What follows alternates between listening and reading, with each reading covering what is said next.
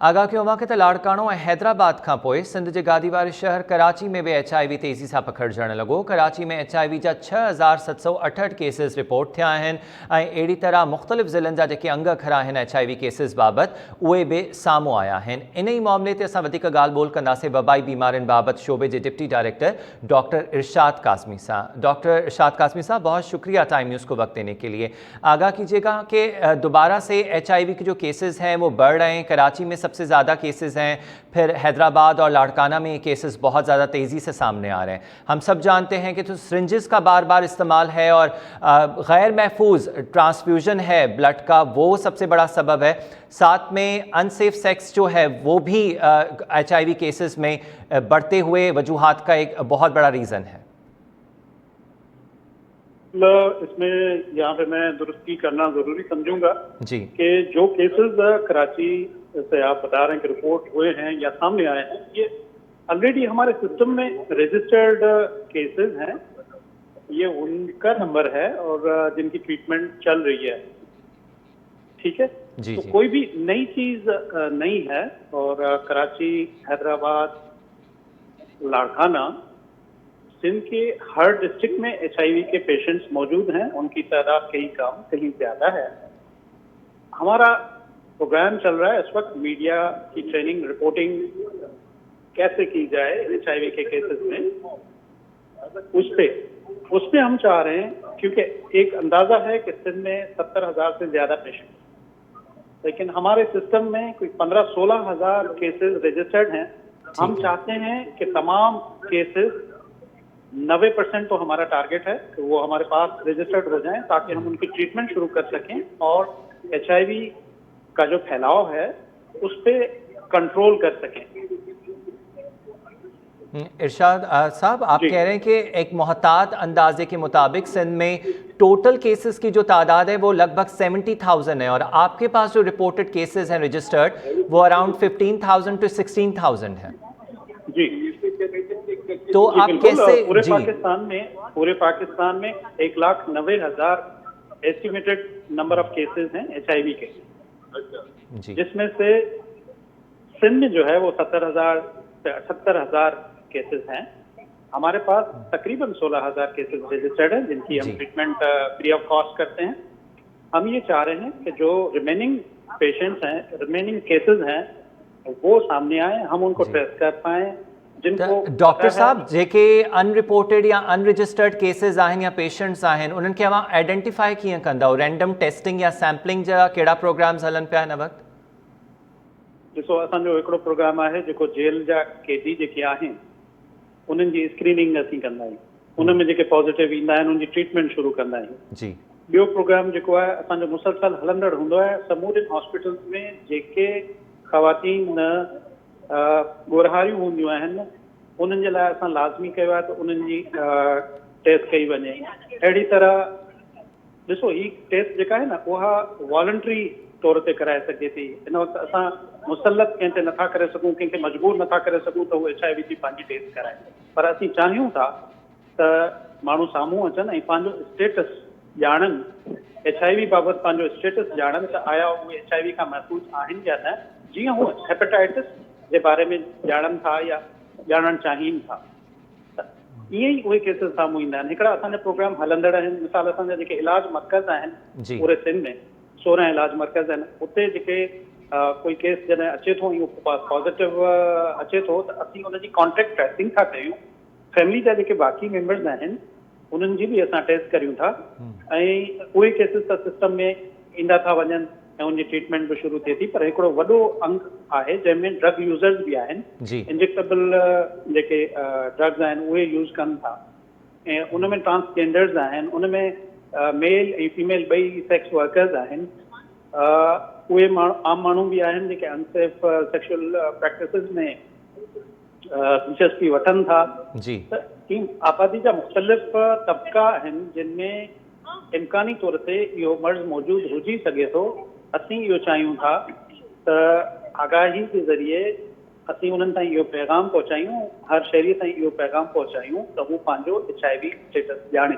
जी इरशाद साहब, इहो त जेतिरो हिकिड़ो जल्दी- पासो थी वियो त अनसेफ सेक्शुअल प्रैक्टिसिस आहिनि, ॿिए पासे अनसेफ मेडिकल प्रैक्टिसिस बि आहिनि जेके सरकारी अस्पतालुनि में बि हाणे ॿीहर जारी आहिनि, निजी जेके अताई डॉक्टर्स आहिनि, बार्बर्स जा शॉप्स आहिनि, ॿियूं मुख़्तलिफ़ जॻहियूं आहिनि, इवन डेंटिस्ट वटि जेके आहिनि उहे जेके औज़ार आहिनि उन्हनि खे सैनिटाइज़ या डिसइंफेक्ट नथो कयो वञे।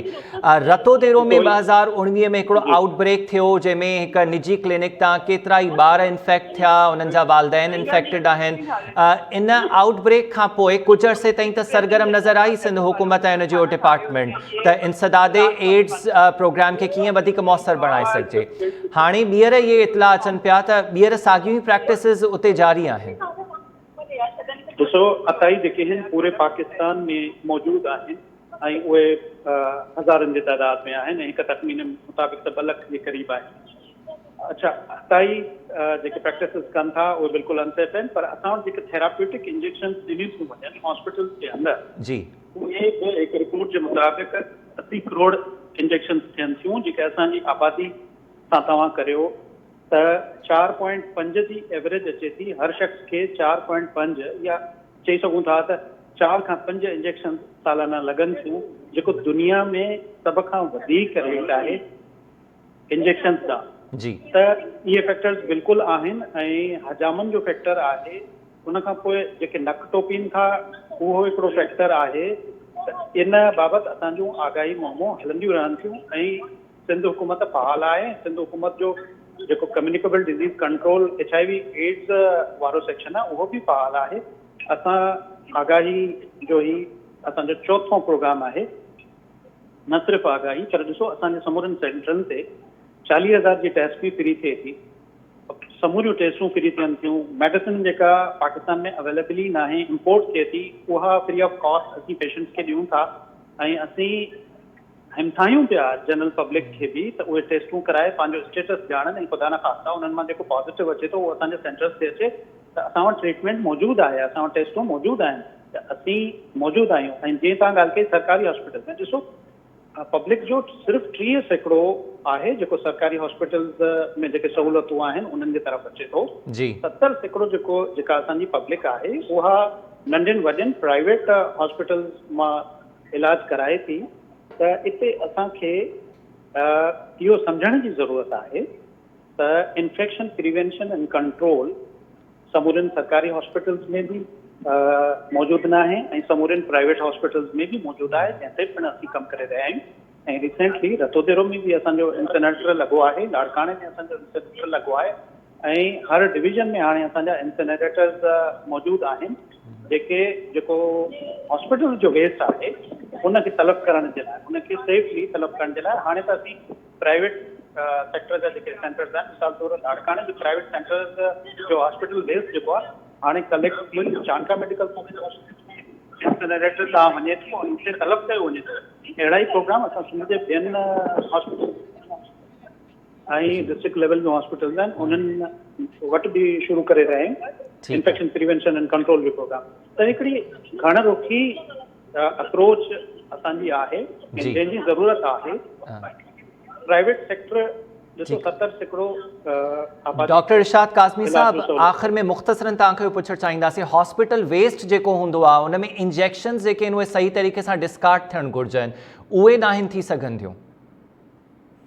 बिल्कुलु उन ते ई जीअं मूं अर्ज़ु कयो त सिरिंजिस जेके आहिनि हॉस्पिटल वेस्ट में काफ़ी सारो मवादु हूंदो आहे जंहिंजो हिकिड़ो हिसो जेको आहे सिरिंजिस आहे, उहे सिरिंजिस आलूदा थी सघनि थियूं, हेपेटाइटिस जो जरासीम, वायरस हुजी सघे थो, HIV जो हुजी सघे थो, अहिड़ी तरह रत जे ॿियनि बीमारियुनि जा जरासीम हुजी सघनि था।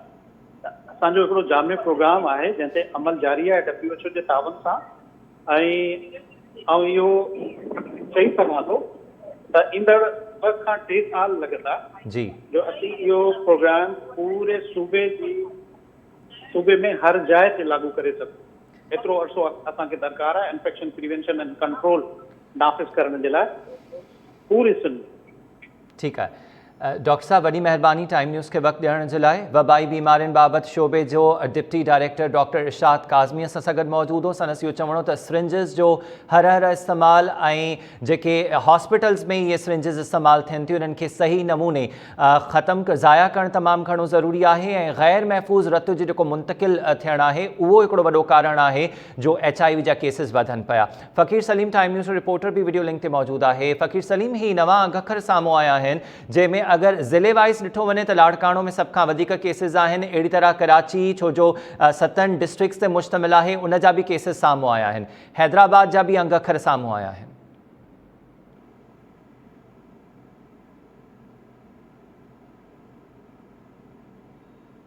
असां हिन वक़्तु सिर्फ़ु कराची लाड़काणो ऐं हैदराबाद जा जेके अघ साम्हूं आहिनि पर बाक़ी जेका सिंध जी सूरत हाल है उन ही बाबत जेका हेल्थ खातो है उनजो चवणु आहे त तक़रीबन सिंध में हिन वक़्तु 70,000 खां वधीक जेके एड्स जा मरीज़ मौजूदु आहिनि। इन वाले सां जेके सिहत खाते जो जेको डॉक्टर इरशाद साहब जीअं तव्हांखे ॿुधायो पिए ते बिल्कुलु इहा ई सूरत हाल आहे त कराची जो जेको सेंट्रल ज़िलो आहे उन में तमामु घणा जेके एड्स जा केस आहिनि उहे रिपोर्ट थिया आहिनि। हूअं त लाड़काणे में तक़रीबन 2000 केस रिपोर्ट थिया आहिनि पर जेका कराची में 6000 खां वधीक जेके एड्स जा केस रिपोर्ट थी चुका आहिनि। इहो सिर्फ़ु रजिस्टर्ड अघ आहिनि, बाक़ी जेके अनरजिस्टर्ड आहिनि उन्हनि जो तइदाद केतिरो आहे इन बाबति अञा ताईं का अथेंटिक जेका का सर्वे साम्हूं न अची सघी आहे। सिहत खातो इन ते कमु करे रहियो आहे। एड्स कंट्रोल प्रोग्राम हिकिड़ो पूरो प्रोग्राम आहे जेको केतिरनि सालनि खां कमु करे रहियो आहे पर हिन वक़्तु ताईं सिहत खातो इहो अंदाज़ो त लॻाए सघे थो। सिहत खाते जा सदाईं ऑफिसरनि पारां इहो अंदाज़े मुताबिक़ ॿुधायो वेंदो आहे त एतिरा केस आहिनि। सिर्फ़ु चंद जेके ज़िला आहिनि कराची जो जीअं सेंट्रल ज़िलो आहे, ओभर ज़िलो आहे, ॾखण ज़िलो आहे, ओलह ज़िलो आहे, उन जा जेके अघ उहे साम्हूं आया आहिनि पर कराची जे अञा ताईं क्यामाड़ी ज़िले जा के बि अघ साम्हूं न अची सघिया आहिनि। अहिड़ी रीति बाक़ी जेके सिंध जा ॿिया ज़िला आहिनि जंहिंमें ठट्टो आहे, बदीन आहे, सुजावल, थरपारकर, मीरपुरख़ास, सांगर, उमरकोट ऐं ॿियनि ज़िलनि जा अघ ज़ाहिरी तौर ते साम्हूं न अची सघिया आहिनि पर हिकिड़ो अंदाज़ो लॻाए सघिजे थो सिहत खाते जा जेके इख़्तियार आहिनि जेके एड्स बचाव जे लाइ कमु करे रहिया आहिनि। मौजूदु रहो। लाड़काणो जो इलाइक़ो रतो देरो छो जो हॉटस्पॉट तौरु साम्हूं आयो जिते सभ खां वधीक HIV जा केसिस साम्हूं आया उन में ॿार तमामु घणा मुतासिर थिया। डॉक्टर इमरान अकबर आरबाणी तरफ़ां 2019 में निशानदही कई वई हुई। उन्हनि सां ई वधीक ॻाल्हि ॿोल कंदासीं। डॉक्टर साहब वॾी महिरबानी टाइम न्यूज़ खे वक़्तु ॾियण जे लाइ। आगाह कजो 2019 में HIV आउटब्रेक थियो रतो देरो में तमामु घणा केसिस साम्हूं आया। केतिरा ई ॿार उन में इन्फेक्ट थी ज़िंदगियूं बि विञाए चुका आहिनि। हिन महिल बि केतिरा ई ॿार मुब्तला आहिनि। छा पिया ॾिसो हाणे जेका हिकमत अमली साम्हूं आई हुई ऐं हिकिड़ो क्रैकडाउन शुरू कयो वियो हो त हिते अताई डॉक्टर्स पंहिंजी क्लिनिक्स ते जेका प्रैक्टिस कनि था उहा रोकराई वञे। हाणे छा सूरत हाल ॾिसो था हुते? वॾी महिरबानी साईं। उन्हनि ॾींहंनि में तमामु घणी वठ पकड़ हुई अताई डॉक्टरनि जे ख़िलाफ़ ऐं WHO जी टीम बि अची हिते पाकिस्तान में उन शइ खे सर्च आउट कयो त सबबु छा आहे इन एॾनि वॾनि केसिस जो नंढड़नि ॿारड़नि में। अताई डॉक्टरी ऐं सिरिंज ई जेको आहे इन जो चयो वियो हो त सबबु आहे। 2-3 महीननि ताईं त उन्हनि जे ख़िलाफ़ वठ पकड़ रही। वरी साॻियो ई लाटू साॻा चुग साॻियो ई कमु हले थो पियो। अताई डॉक्टरनि जी प्रैक्टिसिस वरी अनचेक्ड आहे, वरी वेठा आहिनि अची पंहिंजी क्लिनिक्स ते हलाइनि था पिया ऐं उहो ॾींहुं ख़ाली न आहे जंहिं ॾींहुं को HIV जो मरीज़ ज़ाहिर नथो थिए। हर रोज़ जेकॾहिं असां स्क्रीनिंग जे लाइ मोकिलियूं था पेशेंट्स त 1-2 कॾहिं 3 पेशेंट्स बि ज़ाहिर थियनि था जी। ऐं जेकॾहिं सॼे महीने में मां 300 जे क़रीब माण्हू मोकिलियां थो स्क्रीनिंग जे लाइ त उन मां 30 पेशेंट पॉज़िटिव था अचनि अंदाज़े मुताबिक़, यानी 10%। ऐं इहो एॾो वॾो रेशो आहे जेको दुनिया में किथे बि कोन्हे को। दुनिया जा जेके पोइते पयल मुल्क आहिनि जीअं युगांडा आहे या अफ्रीका जा मुल्क आहिनि ॿिया सोमालिया टाइप, उते बि 1% रेशो बि न आहे। 0.5% रेशो सां केसिस ज़ाहिर थींदा आहिनि। 200 पेशेंट्स में स्क्रीनिंग जे लाइ मोकिलींदा आहिनि, हिकिड़ो पेशेंट ज़ाहिर थींदो आहे। असां वटि 10% रेशो हले थो हिन वक़्तु जे रतो देरो में। इहो तमामु वॾो अलमियो आहे, तमामु वॾा केसिस आहिनि ऐं हुकूमत वक़्त खे संजीदगीअ सां इन तरफ़ नोटिस वठिणो पवंदो। जेसि ताईं सबबु न रुकंदो तेसि ताईं इहो जीनोसाइड जी नस्लकुशी थींदी आहे। इन वांगुरु इहो सिलसिलो हलंदो रहंदो। डॉक्टर इमरान साहब हाणे तव्हां कहिड़ियूं अनसेफ प्रैक्टिसिस उते ॾिसो था? छा हिन वक़्तु बि जेके निजी हॉस्पिटल्स या क्लिनिक्स आहिनि उते उहा बार सिरिंज बॉयल करे ॿीहर इस्तेमालु कई थी वञे? अनसेफ जेको ब्लड ट्रांसफ्यूजन आहे निजी उते लैब्स खुली वियूं आहिनि, बिना चेक करण जे उहो ब्लड वरितो वेंदो आहे ऐं वरी अॻिते ॿिए पेशेंट खे मोकिलियो थो वञे। छा उहे कार्रवायूं थियणु घुरिजनि जंहिंसां मां सम्झो था त इहे एड्स जा जेके केसिस आहिनि इन्हनि खे ईअं रोके सघिजे थो? दूर थियणु घुरिजनि। असां हाई रिस्क कम्यूनिटी थी विया आहियूं। पहिरियों त असां जनरल पॉपुलेशन हुयासीं, ही HIV जा केसिस हूंदा हुआ हाई रिस्क कम्युनिटी में, उतां ही अची जनरल पॉपुलेशन में ट्रांसमिट थी आया आहिनि। त हाणे उन्हनि जा जेके दग आहिनि, सबब आहिनि, उहे जेसि ताईं रोकिया न वेंदा त नंबर वधंदो ई रहंदो, मल्टीप्लिकेशन थींदी। लेबॉरेटरीज़ वरी सब स्टैंडर्ड आहिनि, उहे साॻियो कमु कनि थियूं, जिन खे का बि अथोराइज़ का लेबॉरेटरी टेक्नीशियन या पैथोलॉजिस्ट जी मौजूदगी कोन्हे का, असां पंहिंजे अखियुनि सां ॾिसूं था। उन्हनि खे कंहिं इहो फ्री हैंड ॾेई छॾियो आहे त तव्हां वेही कमु कयो। ऐं वरी उहे क्वैक डॉक्टर जिन खे डिग्री कोन्हे का, उहे वरी कमु कनि था, वरी प्रैक्टिसिस कनि था। 20 जे तइदाद में तक़रीबन रतोदरो में डॉक्टर्स आहिनि जेके अनअथोराइज़्ड आहिनि, जिन खे का बि डिग्री कोन्हे का, उहे वेठा प्रैक्टिस कनि था। उन्हनि खे कंहिं फ्री हैंड ॾिनो आहे? इदारा किथे आहिनि? Sindh health care commission, Sindh AIDS control programme, district health officer, ये इदारा वजूद रखनि था, पर उन्हनि जी असांखे ज़ाहिरी का नज़र त कोन थी अचे का बि कारकर्दगी। डॉक्टर इमरान साहब, तव्हां खां अॻु असां सां गॾु मौजूदु हुआ डॉक्टर इरशाद काज़मी साहब, जेके एड्स कंट्रोल प्रोग्राम जा डायरेक्टर आहिनि। उन्हनि जो इहो चवणो त लाड़काणो में बि उन्हनि जो सेंटर कमु करे पियो, जेको एड्स खे रोकण जे लाइ सरगर्म आहे। रतोदेरो में बि सेंटर मौजूदु आहे। अवां सम्झो था त जी उन्हनि खे दवा ॾियण जो इदारो आहे जेको रतोदेरो ऐं लाड़काणो में ट्रीटमेंट सेंटर अथनि। रोकण जो त उन्हनि खे का बि अथॉरिटी कोन्हे का, उहो किथे था वञी कंहिंखे रोकनि। उन्हनि जो इहो चवणो त इहो माण्हू पाण मुरादो आमादा थी करे अगरि टेस्ट कराइणु चाहिनि त उन में स्क्रीनिंग थी सघे थी। मुहतात अंदाज़े मुताबिक़ उन्हनि जो चवणो त 70,000 पेशेंट्स आहिनि, पर आइडेंटिफाइड केसिस या रिपोर्टेड केसिस जंहिंखे चइजे उहे लॻभॻि 16,000 आहिनि। त इहे बाक़ी जेके ढकियल केसिस आहिनि, इन्हनि खे कीअं आइडेंटिफाई करे सघिजे थो? स्क्रीनिंग जो पैमानो वधायो वञे। जीअं पहिरें महीने में हिते 27-28,000 माण्हुनि जी स्क्रीनिंग थी हुई रतोदेरो में। मई 2019 में नेशनल एड्स कंट्रोल प्रोग्राम जी वेबसाइट ते इहा डेटा पई आहे त 28,000 ऐं लॻभॻि 200-300 माण्हुनि जी स्क्रीनिंग थी आहे हिकु महीने जे अंदरि। हाणे सॼे महीने में 300 माण्हुनि खां वधीक स्क्रीनिंग कोन थी थिए। त एॾो फ़र्क़ु छो अची वियो आहे स्क्रीनिंग में? इन जे पोयां छा सबब आहिनि? स्क्रीनिंग जो तइदाद वधायो वञे, स्क्रीनिंग वधंदी त ख़बर पवंदी त केतिरा पेशेंट्स असांजे मुआशिरे में घुमंदा वतन था, जेके बाहिस सबब बणिबा ॿियनि माण्हुनि खे इन्फेक्ट करण जी।